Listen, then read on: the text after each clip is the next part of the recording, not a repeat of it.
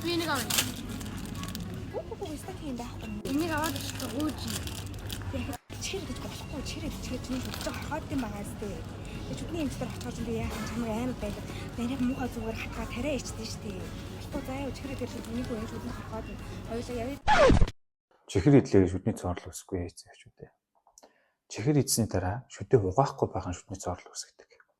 Энэ яагаад юм бэ гэхээр чихэр идсний дараа чихрийн үлдэгдэл маань шүдэн дээр очиж наалтаад за тэр наалцсан хэсэг маань одоо шүстэйхэн хамт ургуулд орсныгоо дараа тэр наалцсан хэсгийг палан эрдэсгүүжүүлждэг. Тэр эрдэсгүүжсэн гадаргууд дээр ням бактери үржих таатай нөхцөл болж өгдөг учраас тэнцээ цоорл үсэд идэг гэсэн үг.